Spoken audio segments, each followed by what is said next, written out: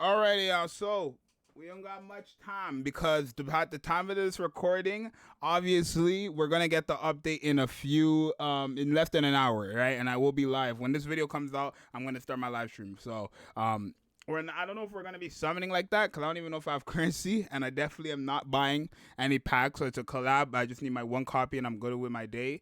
Somebody just followed me. It's okay. How will we say that? Because we haven't bars today. Okay, let's talk about should you summon for all three characters: Asuka, Rei, and Mari. Now I'm gonna tell you guys the facts. First things first, chat. These guys are collab characters. Do you know what that means? What that means is that they only come one time. So you either get them now on this event or you never get them again. Now, are they worth getting? I would say so. They're actually all pretty good.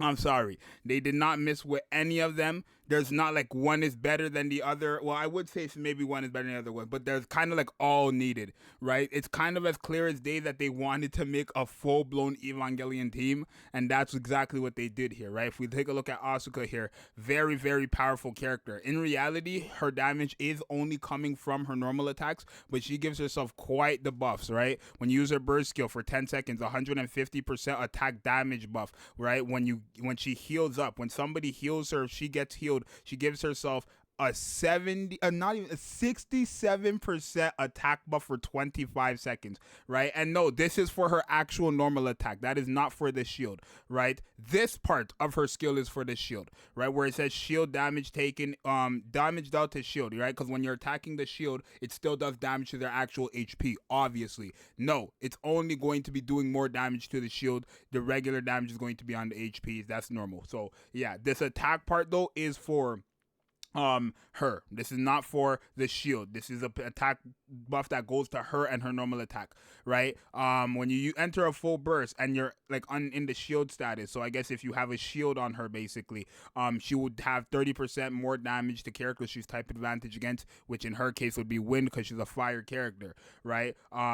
And then when you enter full burst, all fire code allies get damage. It's basically is kind of like, I want to say what she is Naga and Crown together, but for one specific character. That's literally what this character is, right? It's everything Naga and Crown gives to the entire team, but this character gives it all to herself, right? And that's kind of crazy because now, her being a burst 3, you can run her Crown and Naga, get Crown and Naga's crazy buffs already. On top of this, you're gonna see a powerhouse when it comes to damage with this character, right? And her normal attack is actually quite good, right? 18%, basically 19%. It's actually quite good, especially since some ARs don't really have like that good of a thing. I would say 2B, for example, she has what, 5% on her AR. Like, come on, bro. Come on. 5% on her AR. If we go to Dorothy, Dorothy has 13%, right? Like, the only character who really has numbers like that for real is Scarlet, if we're being honest, right? Because even the new Sakura, 13%. So 18% on top of all this is quite crazy.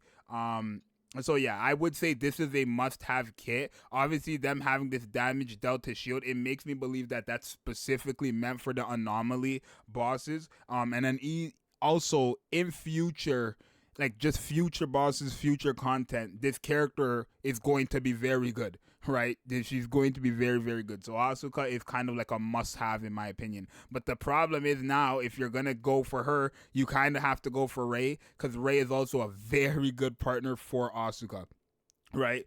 After 100 normal attacks, she will give herself like a damage, like damage a strong element buff to herself for 3 seconds, sure, right? And then after 100 normal attacks, she will actually just deal damage, right? 112% final attack as damage, great. From when the battle starts, the entire time, damage dealt to shield increased by 700%. Very freaking good. I'm assuming. I don't know exactly how crazy or not that is, but I'm assuming, right? And then obviously, if you enter a burst stage 3, which means if you're just using this burst still, if you're using a burst 3 character and you use your burst skill, all fire code allies would be getting an attack buff based on obviously Rei's attack, and she's an attacker, so that's very, very good as again for Asuka because she's fire, right? Not to mention what's her name? Ray gives a shield, right? She gives a shield of 30% of the caster's final max HP, and then also all allies, fire code allies, get an attack damage buff of 50%, basically 48%, 50%. We round up, and then she also has crazy numbers here. She deals 990% final attack as damage. These characters are crazy. Right, these characters are crazy. So not only is this character good for Asuka, but she's just in general anybody whose fire code is great to go. Literally anybody who's a fire code DPS is going to get a massive buff from these characters.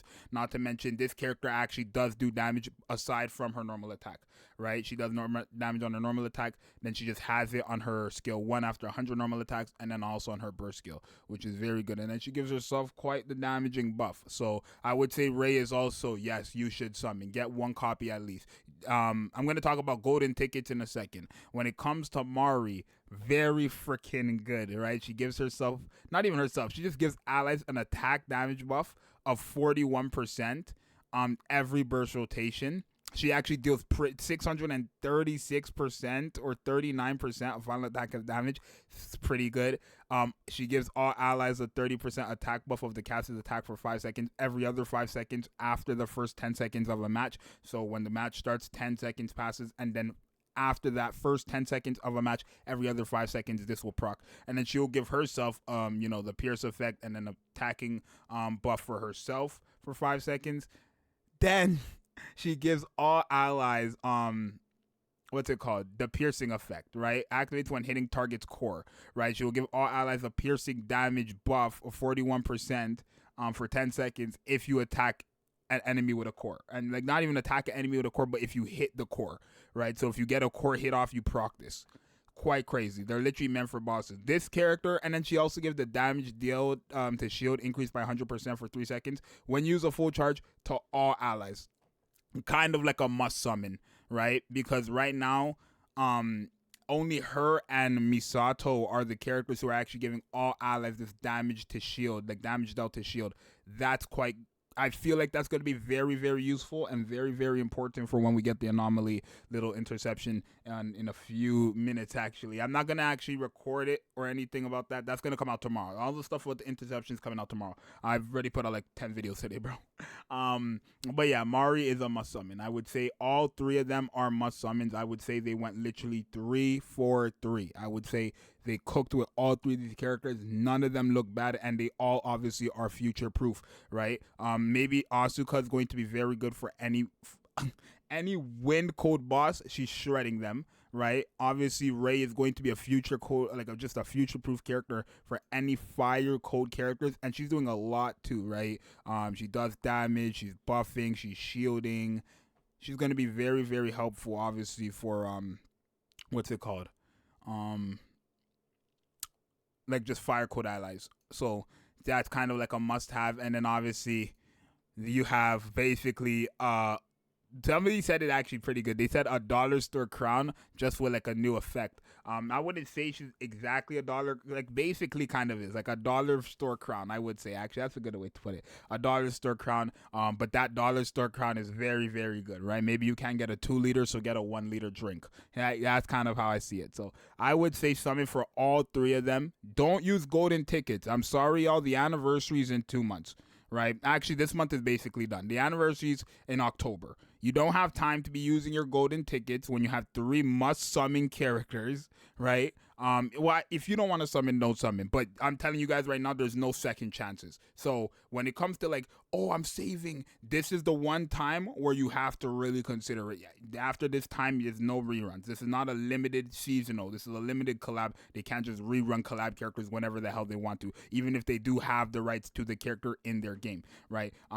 They never rerun the character before, and they're not going to, because to rerun the character, you would have to rerun the event and add more stuff to it. Them already playing 3 SSRs is crazy here. And Misato getting a free-to-play SR version is kind of like just killed the I guess concern for a part 2 of Evangelion. Plus, I wouldn't even want to rerun. Just give me a new collab. I think that's always more hype than a rerun. But I would say Asuka, Ray, Mari, go ahead and summon for them. They're kind of must summons. So that's my little advice for you guys beforehand. Don't use your golden tickets. If you don't have the currency, then just try your luck. Just don't use golden tickets. There's no point of using golden tickets. The anniversary character is better than all three of these characters combined because she's going to be a burst 1, 2, and 3, and that's going to be Anna Chira most likely, right? So I would tell you guys, be smart with your golden tickets. Unless you have enough. If you have like 50,000 golden tickets, by all means. But if you only have 200, then don't be a fool, right? You make sure you always have 200 minimum for the anniversary. The rest you can do whatever you want with it, but make sure you have 200 golden tickets minimum for the anniversary. It's gonna be your boys, the Yuxers. I'll see you guys in a bit. I'm gonna be live, testing out this character, maybe trying out the interception on live, and then yeah, bye.